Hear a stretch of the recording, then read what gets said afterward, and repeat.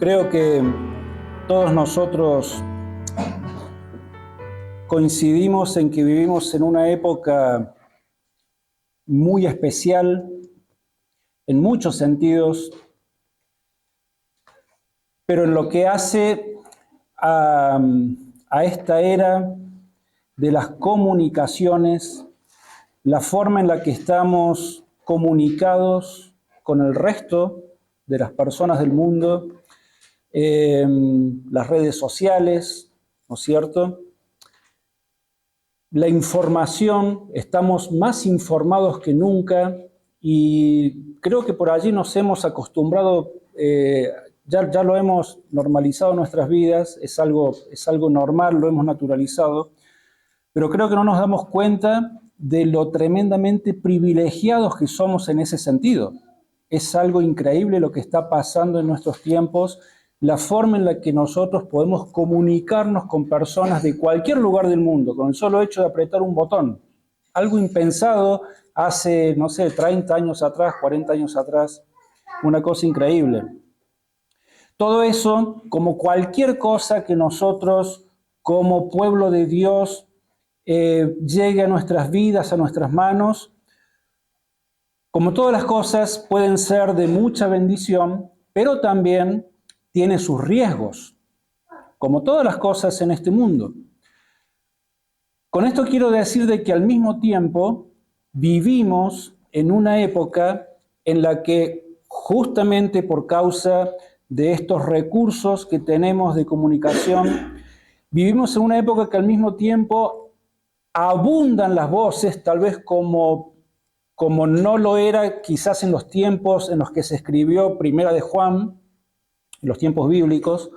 En este tiempo abundan mucho más aquellas voces que intentan influenciarnos a nosotros, justamente por medio de las redes sociales y demás,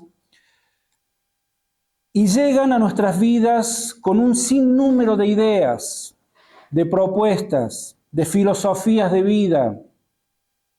Algunas ideas que pueden sonar muy bien en algunos casos, pero que no necesariamente estas ideas van a venir de parte de Dios, de parte de la palabra de Dios. Bueno, y esta es la razón por la cual Juan nos viene haciendo esta advertencia en Primera de Juan, capítulo 4, verso 1. Esta advertencia que fue real y necesaria hace 2000 años, pero sigue siendo pero tan actual en nuestros días, y yo me animo a decir, es mucho más necesaria en nuestros días, por esto que estamos diciendo. Juan dice, amados, no creáis a todo espíritu, sino probad los espíritus si son de Dios, porque muchos falsos profetas han salido por el mundo.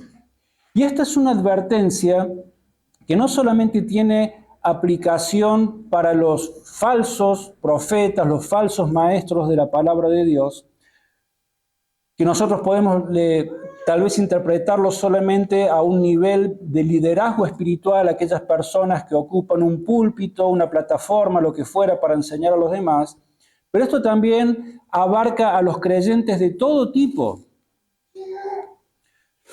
O sea, el Señor está llamando a tener discernimiento a toda su iglesia, a tener discernimiento espiritual, para no aceptar ciegamente cualquier enseñanza que pueda llegar a nuestras vidas. El apóstol Juan, la palabra de Dios, nos está exhortando permanentemente a examinar y hacerlo cuidadosamente todas aquellas cosas que llegan a nuestra vida, toda aquella información, y hacerlo a la luz de las Escrituras y bajo la guía del Espíritu Santo. Eso es lo que nos está diciendo Juan. Entonces, una señal más de todas las que venimos viendo en esta serie. Ya creo que nos quedan 3 mensajes más y terminamos. Pero una señal más por medio de la cual Juan nos está enseñando que tenemos que probar justamente a estas personas, que tenemos que probar esta información, estos espíritus, para saber si realmente vienen de parte de Dios o no. Una señal más es la obediencia. ¿Qué queremos decir con esto?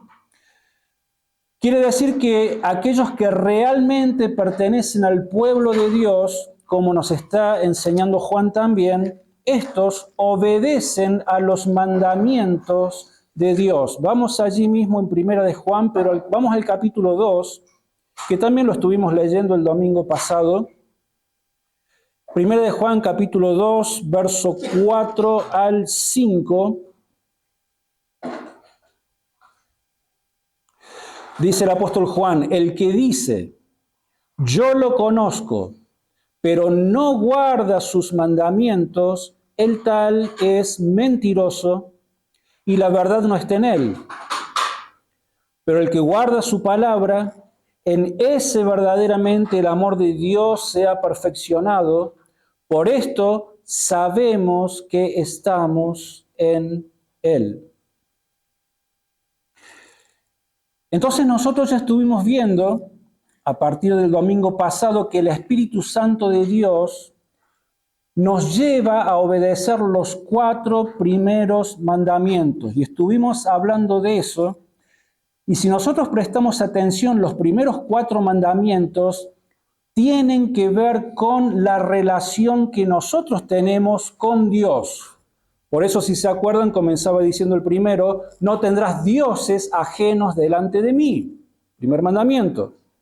Eso hace a lo que tiene que ver nuestra relación con Dios. El segundo mandamiento, similar, conectado, no te harás imagen ni ninguna semejanza de lo que esté arriba en el cielo, ni la tierra, ni debajo de la tierra, etc.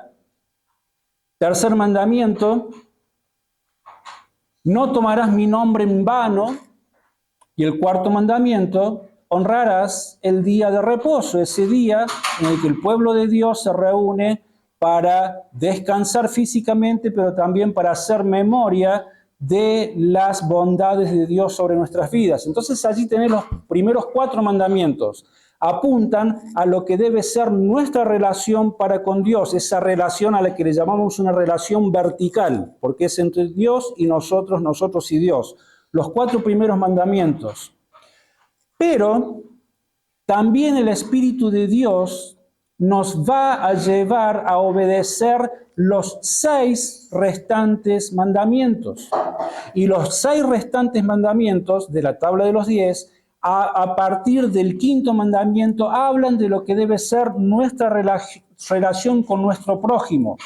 O sea, comenzamos a hablar de nuestra relación horizontal con nuestro prójimo, con nuestros hermanos y con cualquier persona en el mundo. Por eso comienza diciendo el 5.º, honrarás a tu padre y a tu madre, después dice no matarás, después dice no cometerás adulterio. ¿Se dan cuenta? Es nuestra relación con nuestro prójimo.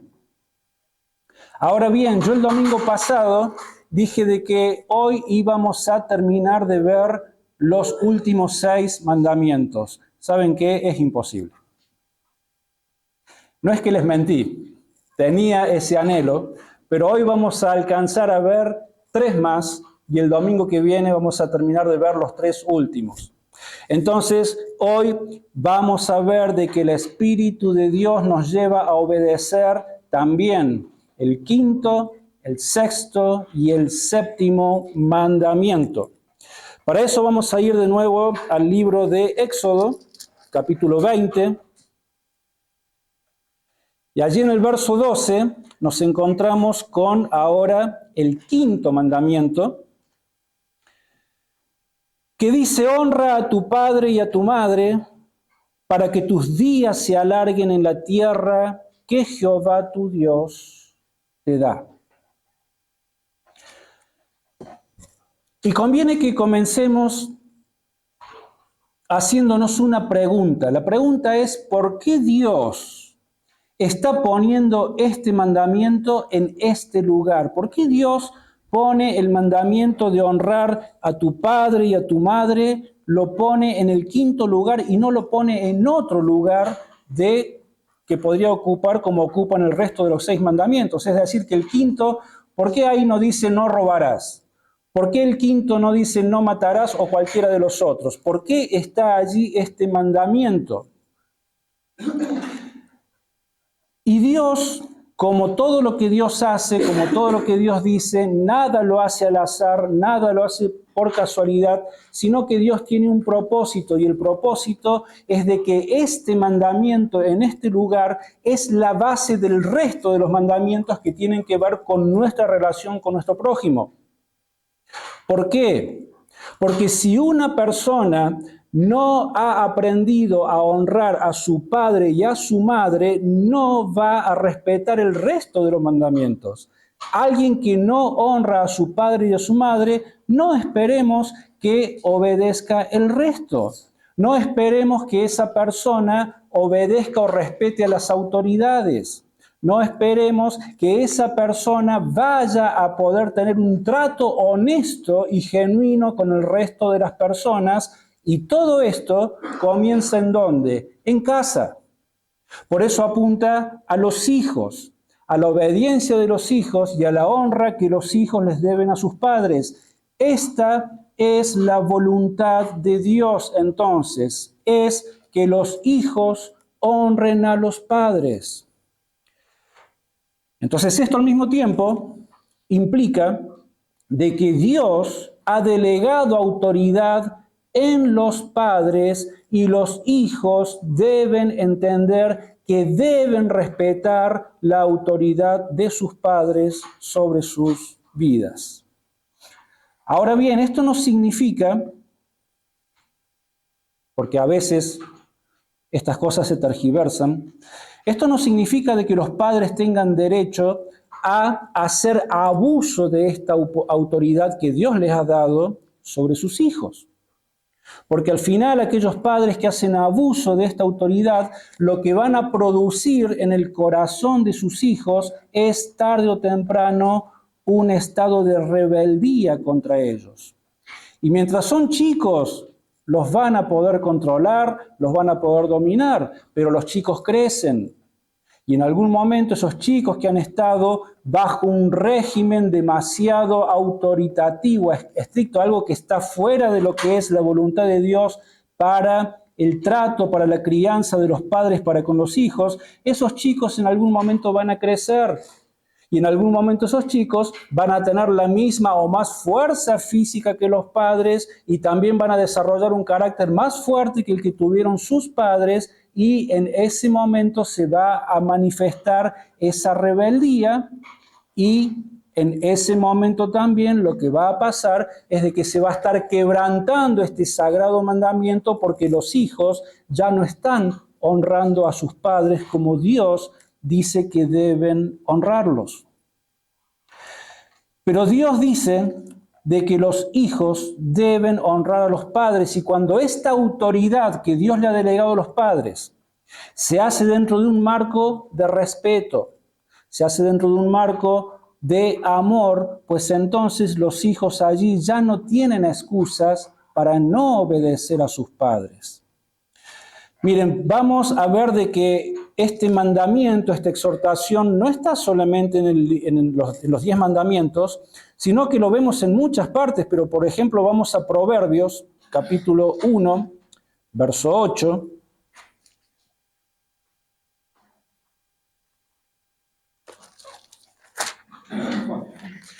Proverbios 1, 8.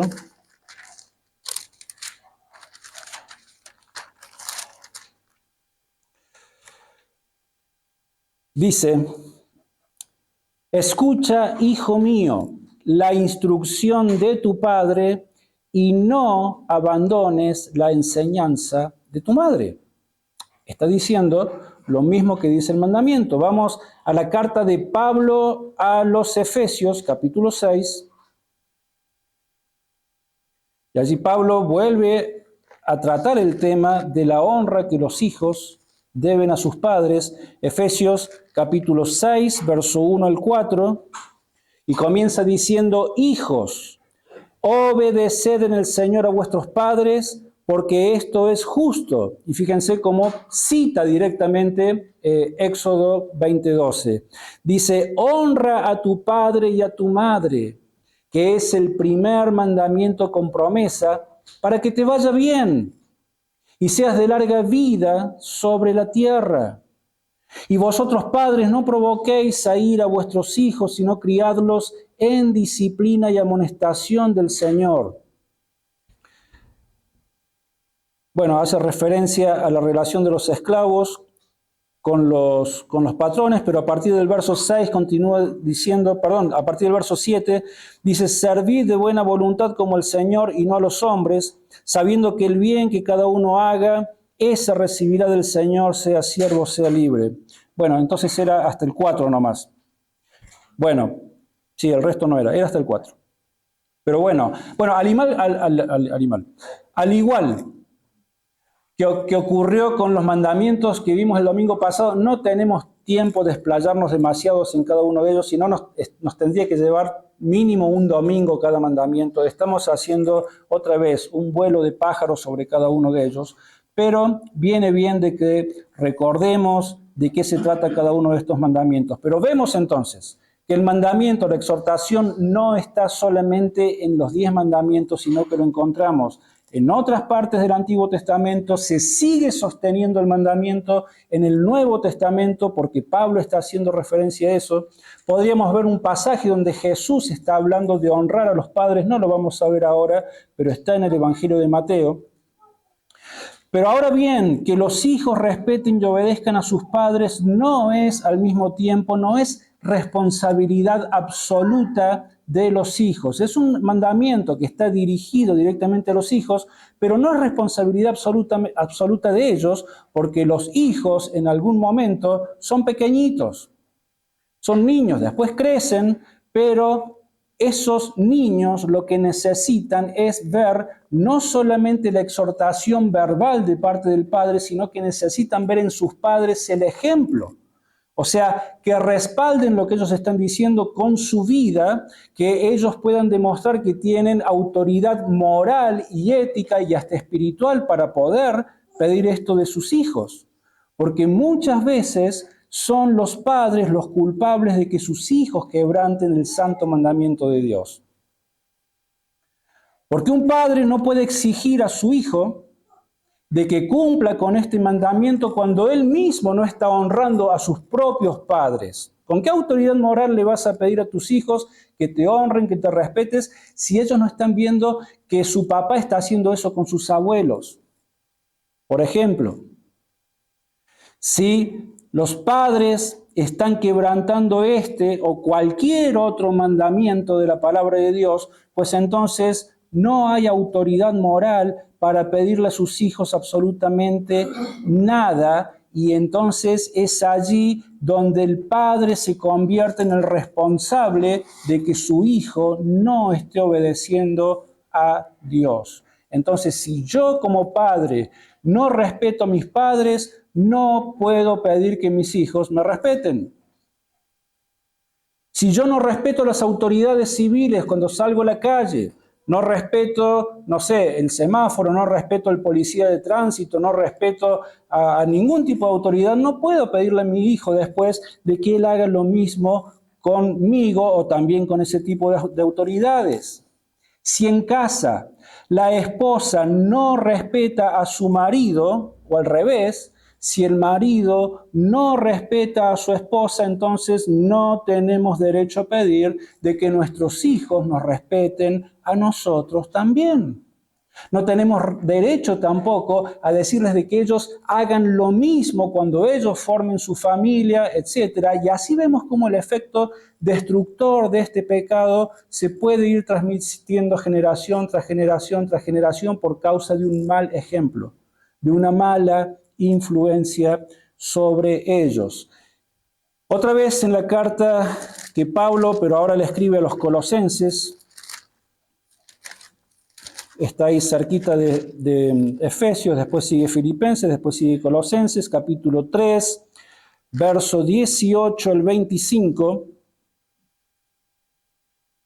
Otra vez Pablo dice, hablando de lo que debe ser la vida en el hogar cristiano, casadas, estad sujetas a vuestros maridos como conviene en el Señor. Maridos, amad a vuestras mujeres y no seáis ásperos con ellas. Hijos, obedeced a vuestros padres en todo, porque esto agrada al Señor. ¿Se dan cuenta el orden? Primero, la exhortación es al marido, a la esposa, después al marido y después a los hijos. Después que ellos han visto el ejemplo de sus padres, entonces ahora sí les dice, hijos, obedeced a vuestros padres en todo, porque esto agrada al Señor.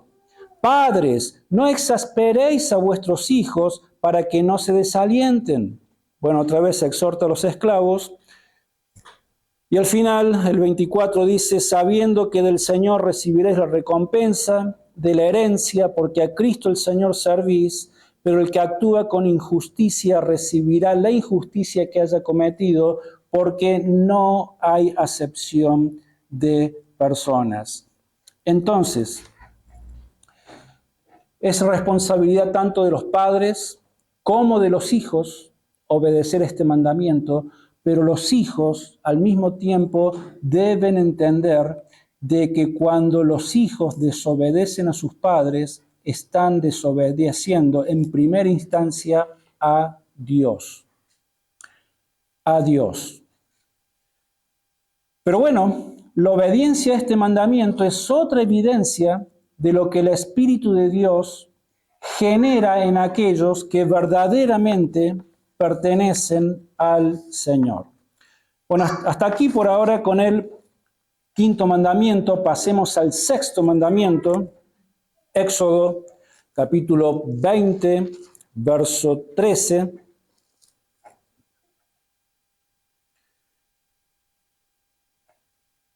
Y que contundentemente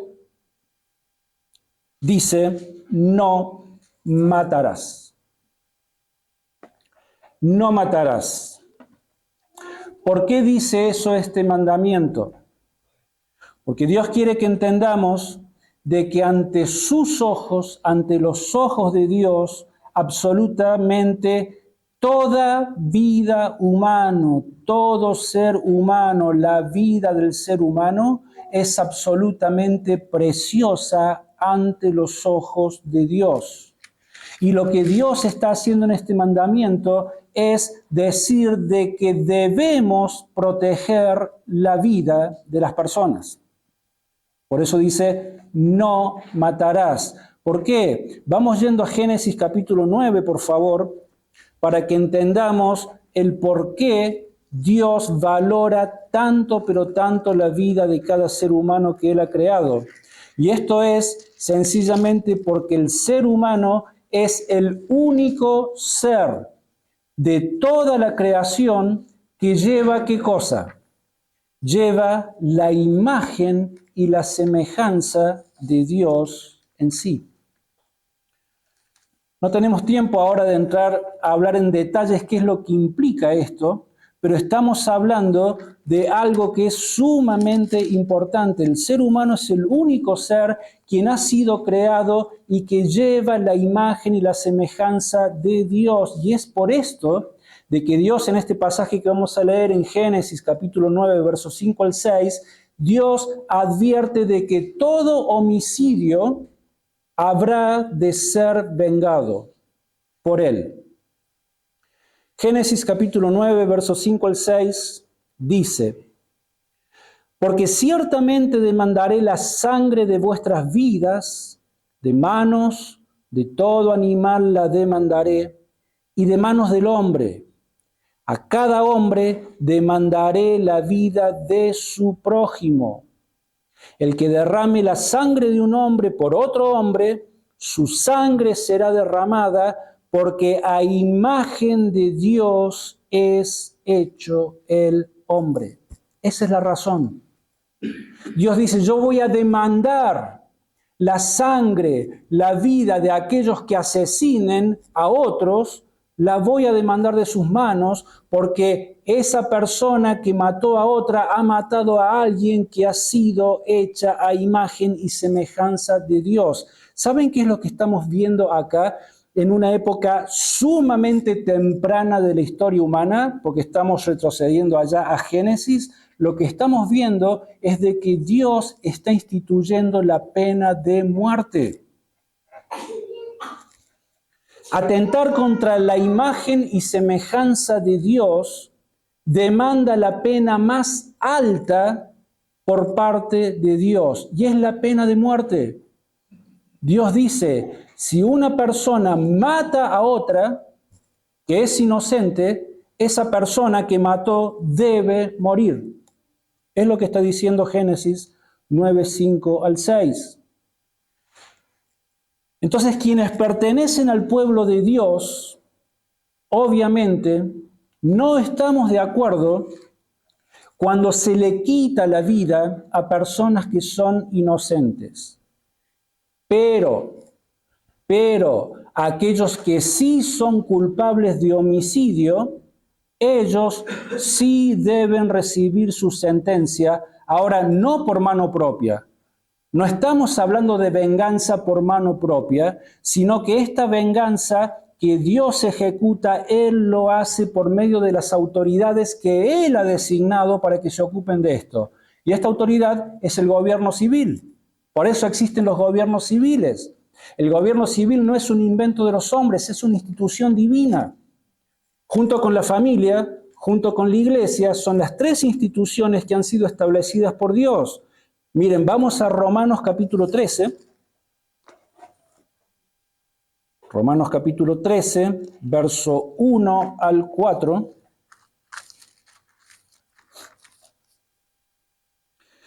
Y fíjense la exhortación del apóstol Pablo, y hablando de este tema justamente. Romanos 13, verso 1 al 4 dice: sométase toda persona a las autoridades superiores, porque no hay autoridad que no provenga de Dios, y las que hay por Dios han sido establecidas. De modo que quien se opone a la autoridad, a lo establecido por Dios resiste, y los que resisten acarrean condenación para sí mismos. Los magistrados no están para infundir temor al que hace el bien, sino al malo. ¿Quieres pues no temer a la autoridad? Haz lo bueno y serás alabado por ella, porque está al servicio de Dios para tu bien. Pero si haces lo malo, teme, porque no en vano lleva la espada, pues está al servicio de Dios para hacer justicia y para castigar al que hace lo malo. Hermanos, ¿para qué servía la espada? Para matar. ¿Sí? Hoy la autoridad civil no anda con espadas, usan otras armas, pero en ese tiempo las armas que se conocían, que usaba la autoridad civil de ese tiempo, que había sido establecida por Dios, era la espada. Y Pablo dice: tienen que someterse a toda autoridad, porque han sido establecidas por Dios. El que resiste a la autoridad está resistiendo a Dios. Y los magistrados están allí para infundir autoridad, respeto y temor. Al que hace lo bueno, no, el que hace lo bueno no tiene que preocuparse. Pero si andás haciendo lo malo, tené temor, porque no en vano esta autoridad lleva la espada. Entonces, la autoridad debe ejercer la pena de muerte. Obviamente que después hay leyes y cada país y cada nación la administra como quiere, pero Dios dice: el que mata al inocente debe morir. Punto. Se acabó la discusión. Pero matar al inocente es algo que nosotros como pueblo de Dios no lo vamos a aceptar. Y entre otras cosas, estamos hablando, esto incluye, de que no vamos a aceptar bajo ningún punto de vista aquellas leyes que aprueban el aborto. Ahora este mandamiento, y si quieren vamos yendo a Mateo capítulo 5, vamos a ver de que tiene una aplicación que es bastante más amplia, que es el propósito por el cual el Señor Jesucristo también nos deja el Sermón del Monte, para llevarnos una interpretación mucho más profunda de lo que llanamente decía la ley en términos de cómo había sido dada y escrita. Porque este mandamiento no solo está haciendo referencia a matar físicamente a una persona, sino que va más allá. Y también está haciendo referencia, vamos a ver que el Señor lo dice, con cuando una persona está permanentemente enojada, con un enojo visceral, con un enojo que lleva a odiar a otras personas. Y Jesús dice que el odio contra alguien nos convierte en asesinos de esa persona a la que estamos odiando. Nos convierte en asesinos ante los ojos de Dios, aunque no hayamos derramado ni una sola gota de sangre. Mateo capítulo 5, verso 21 al 22, Jesús, haciendo referencia a este mandamiento de Éxodo 20:13, dice: Oísteis que fue dicho a los antiguos, no matarás, y cualquiera que mate será culpable de juicio. Pero yo os digo que cualquiera que se enoje contra su hermano será culpable de juicio. Y cualquiera que diga necio a su hermano será culpable ante el concilio. Y cualquiera que diga fatuo quedará expuesto al infierno de fuego. Es un pecado muy grave el enojo cuando va acompañado de tanto odio y tanto resentimiento. En Primera de Juan, de nuevo vamos allí, pero en el capítulo 3, verso 5,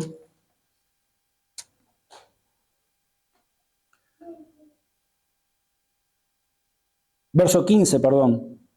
Primera de Juan 3:15 dice: todo aquel que odia a su hermano es homicida, y sabéis que ningún homicida tiene vida permanente en él.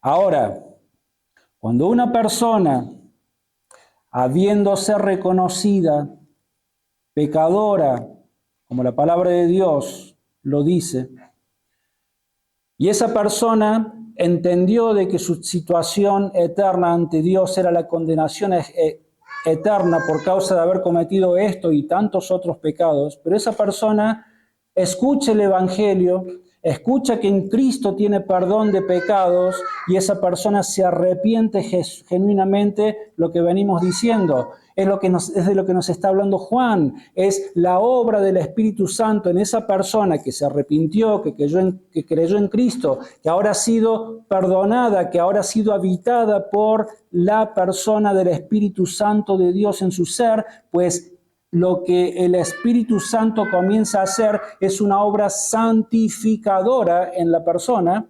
Y entonces la mente de esta persona, el corazón de esta persona comienza a ser transformado y a partir de ese momento esta actitud de odio y de resentimiento hacia otras personas comienza a diluirse. Comienza a tener una actitud de perdón hacia quienes le habían ofendido. ¿Por qué? Porque esto es lo que Dios hizo con esa persona. Lo perdonó. Esta persona había ofendido al Dios santo, infinitamente santo. Para que Dios pudiera perdonar a esta persona fue necesario el sacrificio del Santo Hijo de Dios. Y cuando una persona realmente se ha arrepentido de sus pecados, pues ahora comienza a tener la mente y el corazón de su Salvador. Así como esa persona fue salvada y fue perdonada por Dios, esa persona ahora comienza a tener esa disposición de perdonar, y no solamente de perdonar, sino también de comenzar a amar a aquellos que lo habían ofendido.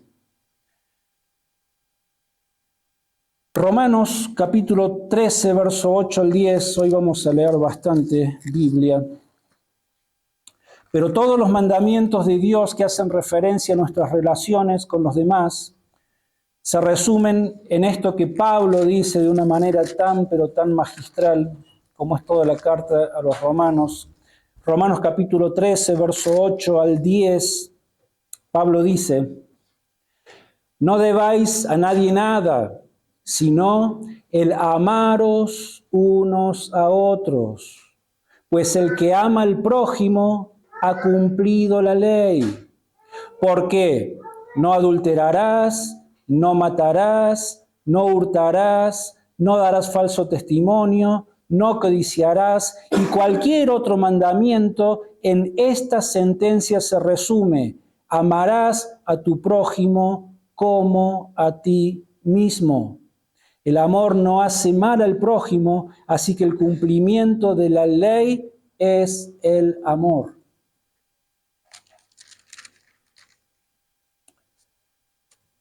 Entonces el Espíritu de Dios produce tal amor en los corazones de sus hijos que los hace amar como Dios ama, que los hace ahora perdonar como nunca antes había podido hacerlo, y ahora puede perdonar y puede reconciliarse con aquellas personas que le hicieron daño en el pasado.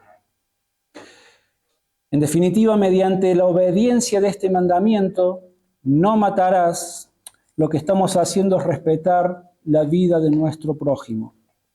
Y el último, séptimo mandamiento, Éxodo 20:14, dice: no cometerás adulterio. Y ahora el propósito de este mandamiento es proteger la pureza sexual en las personas.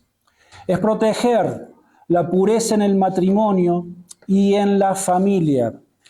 Primer carta de Pablo a los Tesalonicenses, por favor. Capítulo 4. Un pasaje sumamente esclarecedor de lo que estamos diciendo. Primer carta de Pablo a los Tesalonicenses, capítulo 4, verso 3 al 8. Dice: la voluntad de Dios es vuestra santificación, que os apartéis de fornicación, que cada uno de vosotros sepa tener su propia esposa en santidad y honor, no en pasión desordenada como los gentiles que no conocen a Dios. Que ninguno agravie ni engañe en nada a su hermano, porque como ya os hemos dicho y testificado, el Señor es vengador de todo esto. Dios no nos ha llamado inmundicia, sino a santificación. Así que el que desecha esto, no desecha a hombre, sino a Dios, quien también nos dio su Espíritu Santo. Concretamente, lo que Pablo está diciendo es, por un lado, que las personas solteras no deben involucrarse en ningún tipo de relación sexual, porque esto es el pecado de fornicación, y Dios es vengador de estas cosas. Por otro lado, lo que está diciendo es de que aquellos que están casados, y lo que está diciendo, lo que enseña la palabra de Dios, es de que Dios aprueba la relación sexual solamente dentro del ámbito de la institución del sagrado matrimonio. ¿Qué entendemos por sagrado matrimonio? Porque hoy también hay que explicar todas las cosas con bastante detalle. Cuando una pareja se van a vivir juntos y no han pasado por el registro civil, pues ellos no son un matrimonio. Ellos no son esposo y esposa, ellos son concubinos. Y esas personas que no han pasado por la sagrada institución del matrimonio, el cual también ha sido instituido por Dios, el matrimonio no es un invento de los hombres, no es un invento de los gobiernos, no es un invento de la religión, es una institución divina, sagrada, establecida por Dios allá en Génesis. Por tanto, dejará el hombre a su padre y a su madre, se unirá a su mujer y los dos serán una sola carne. Ahí tenés la institución del matrimonio dada por Dios. Entonces, un matrimonio ante los ojos de Dios es alguien que ha asumido un compromiso serio, que han entrado en una relación de pacto, un pacto ante el cual ha sido testigo Dios, ha sido testigo la autoridad civil establecida por Dios, llámese registro civil en nuestro contexto, y testigos, por eso llaman a testigos, porque estás tomando un paso, estás firmando un pacto que dice que vas a amar, vas a respetar, vas a cuidar, vas a amar a tu esposa, así como Cristo amó la iglesia, etc. Recién dentro del contexto del sagrado matrimonio, allí es donde Dios aprueba la relación sexual y en ningún otro lugar, en ningún otro ámbito. La fornicación y el adulterio, que son tomados tan a la liviana por tantas personas, sin embargo, son la mayor causa de los divorcios que existen en el planeta. La fornicación y el adulterio son la mayor causa de niños inocentes muertos por causa de los abortos. La fornicación y el adulterio son la mayor causa tantas veces de niños que quedan abandonados sin padre y sin madre porque nadie quiere hacerse cargo de algo que no esperaban, de algo que no fue planificado, sino que es el resultado de un momento de pasión. La fornicación y el adulterio son los responsables de que millones y millones de hogares estén deshechos. Es por eso que Dios, por amor, nos deja este mandamiento, nos dice, esta es la voluntad de Dios y debemos obedecer este santo mandamiento. Y ocurre lo mismo que con el asesinato. Si volvemos a Mateo capítulo 5, verso 27 al 28,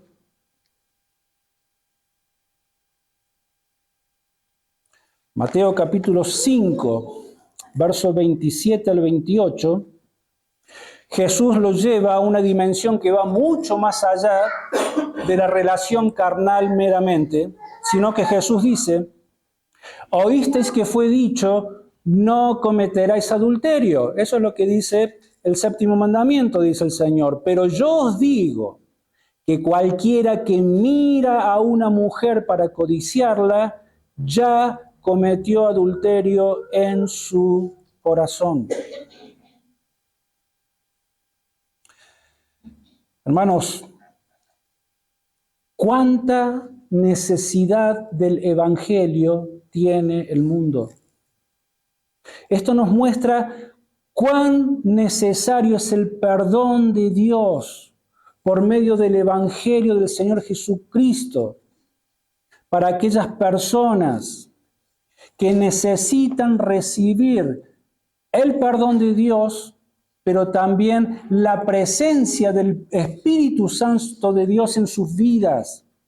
La presencia santificadora del Espíritu Santo de Dios en sus vidas, porque es el único poder que va a ser superior al de la tentación, al de esta tentación que es tan, pero tan fuerte. Solamente aquellos en quienes ha hecho morada el Espíritu Santo de Dios están capacitados para poder resistir tanta maldad que se manifiesta en la vida de los hombres y las mujeres. Es el Espíritu Santo quien nos da la capacidad para amar y para poder obedecer los mandamientos de Dios y para poder rechazar al pecado. Fuera de la obra santificadora del Espíritu Santo en nuestros corazones no existe ninguna fórmula. No existen terapias, no existen pastillitas, píldoras, no existe nada, no existe meditación, no existe absolutamente nada que pueda refrenar los deseos pecaminosos que albergan en el corazón cada ser humano que vive en esta vida. Solamente el poder infinito de Dios en la vida de la persona puede transformar a esa persona. Segunda carta de Pablo a los Corintios, capítulo 6, vamos ahora, porque otra cosa que es bueno entender es de que quienes son guiados por el Espíritu Santo de Dios también hacen caso a esta exhortación, a esta advertencia que Pablo le ha hecho a los Corintios en la segunda carta, en el capítulo 6, en los versos 14 al 8. Entonces leo, segunda carta de Pablo a los Corintios, capítulo 6, verso 14 al 18, dice, no os unáis en yugo desigual con los incrédulos, porque ¿qué compañerismo tiene la justicia con la injusticia? ¿Y qué comunión la luz con las tinieblas? ¿Qué armonía puede haber entre Cristo y Belial? ¿O qué parte el creyente con el incrédulo? ¿Y qué acuerdo hay entre el templo de Dios y los ídolos? Y vosotros sois el templo del Dios viviente, como Dios dijo, Habitaré y andaré entre ellos. Yo seré su Dios y ellos serán mi pueblo, por lo cual salid de en medio de ellos y apartaos, dice el Señor, y no toquéis lo impuro, y yo os recibiré, y seré para vosotros por padre, y vosotros me seréis hijos e hijas, dice el Señor Todopoderoso. ¿Qué significa este pasaje? Significa de que los hijos de Dios, aquellos en quienes el Señor ha venido a habitar, por eso dice, habitaré y andaré entre ellos, y yo seré su Dios y ellos serán mi pueblo. Significa que los hijos de Dios no comparten las experiencias espirituales de aquellos que no son del Señor. No las comparten, sencillamente. Por lo tanto, los cristianos no se unen a los no cristianos en relaciones espirituales. Y en lo que respecta al séptimo mandamiento, este que tiene que ver con el adulterio y la fornicación, el cristiano no debe unirse en relaciones sentimentales, románticas, pasionales o de casamiento con alguien que no es cristiano. Hay una excepción para la convivencia de un cristiano con un cristiano, y esto es cuando tanto el hombre como la mujer, cuando se casaron, ninguno de los dos era creyente, pero después uno de ellos sí se convierte al Señor. Entonces el Señor dice, bueno, si el esposo o la esposa incrédulo acepta la fe del cónyuge, no se separen, sigan para adelante. ¿El yugo desigual? Sí, pero les ocurrió después. Pero antes, el Señor dice, no os unáis en yugo desigual. Conclusión. La décima señal que el Espíritu de Dios nos da, la décima señal que el Espíritu de Dios produce en aquellos que son de Él, es lo que hemos visto.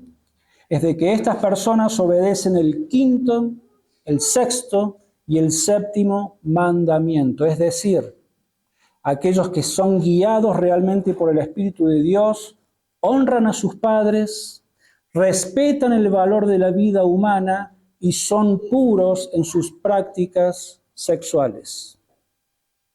Quienes creen, quienes enseñan y quienes practican estas cosas, esos vienen de parte de Dios. Esos son guiados por el Espíritu de Dios. Quienes no las enseñan, quienes no las creen, no son de Dios, son falsos profetas y por lo tanto, aquellos que los escuchan y los siguen, ellos tampoco son genuinos hijos de Dios.